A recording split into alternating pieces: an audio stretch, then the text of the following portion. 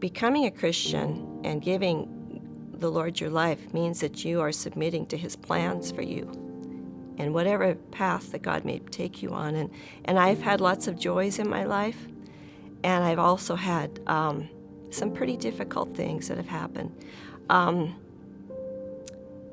20 years ago, God gave us a little girl named Jessica. We had waited for her for 5 years and prayed for her for 5 years. And when she was born, it was July 17th, 1996. And I'll never forget, it felt like sunshine and rainbows. I mean, sunshine and balloons and joy, just to have her there. We had 4 children that were ages 10 through 5. Prior to her, 3 boys and a girl. And we were getting to enjoy this little baby that we had wanted so much. And with our children, we always dedicated them back to the Lord. It was something that our church did. And she was 2 months old, and my husband's parents were going to visit from the East Coast. And my husband Joel said, let's have Jessica dedicated. And I'd done it with all 4 of the others, and yet with Jessica, I had this nibbling fear that if I dedicated her to God, that God would take her back.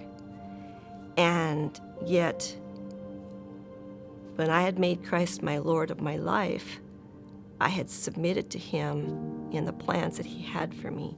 And I knew that if I would refuse to dedicate her back to Him, that I was putting her above God in my life, and I couldn't do that. So when she was 2, it was about 2 months and a week old, we had the baby dedication. Actually, no, let me backtrack. We met with the pastor a couple days ahead of time, and I told him of my fear. And that I told him, but I was choosing to dedicate her back no matter what God's plan was for her. And I had no idea at that point in time anything about little Jessica other than that she was our beautiful little girl. So we dedicated her on a Sunday. And on the following Friday, Jessica got her well baby shots. And I have to say that all hell broke loose. And she began to vomit and projectile vomit. And within 7 days, I had her in and out of the doctor's office and the hospital 7 times. And they kept telling me that she had reflux. And finally, I told them, you've got to look deeper at this. And I refused to take her home. So they kept her in the hospital overnight and found nothing wrong. But it was a teaching hospital. Children's Hospital was a teaching hospital. And some interns came to visit me in the middle of the night when I was holding her, and they asked questions. And I told them I didn't know. Anyway, they asked questions about her, and then they all left. And then this one little intern, little because he looked really young to me, turned around from the group and came back to me and said, have you seen any involuntary muscular movement around the time in which she vomits? And I said, no, all I see is squirming, and then she vomits. And anyway, the next day they sent her home, saying that she had milk allergies, dairy allergies. That night, after the doctor sat down with us and told us she had a degenerative brain disorder, cause and cure unknown, and that she had weeks, months, or years to live. They had no idea what the outcome would be. There was 50 kids in 30 years that had ever been diagnosed with her disease. That night when I was by myself for the first time after hearing those words, I cried out to the Lord.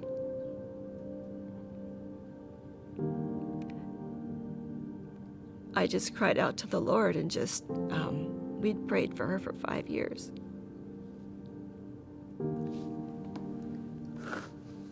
And He was going to take her back, just like I had feared.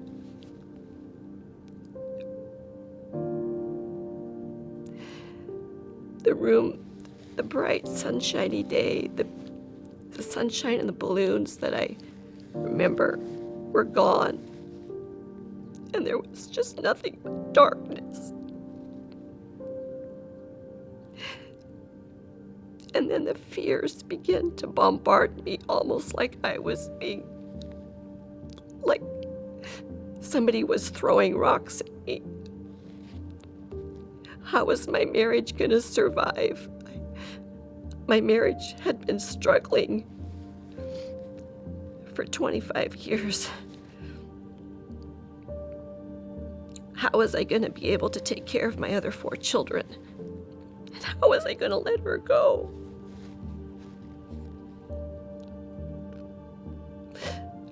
And then all of a sudden I heard this voice in my head that told me, if you keep your eyes fixed on me, you will get safely through the other side.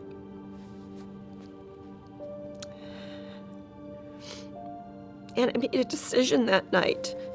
I could have turned from God in anger because I'd followed him since I was 17.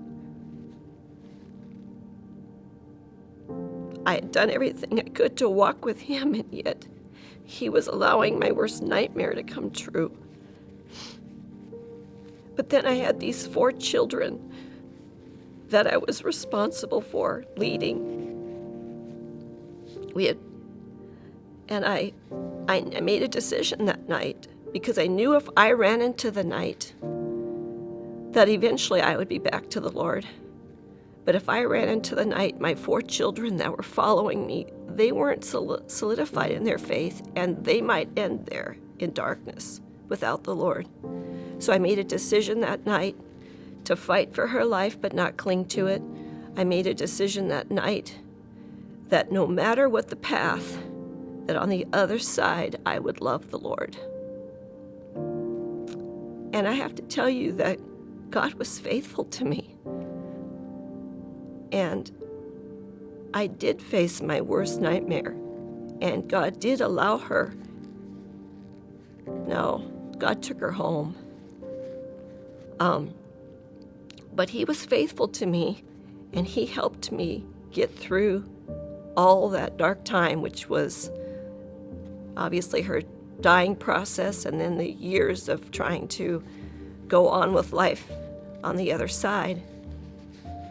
But he faithfully walked me through that, and I learned something in that process that you can't learn in easy and good times. I learned that I have a living God that hears me. He doesn't always answer the prayers. He doesn't always answer my prayers the way I would have him do it.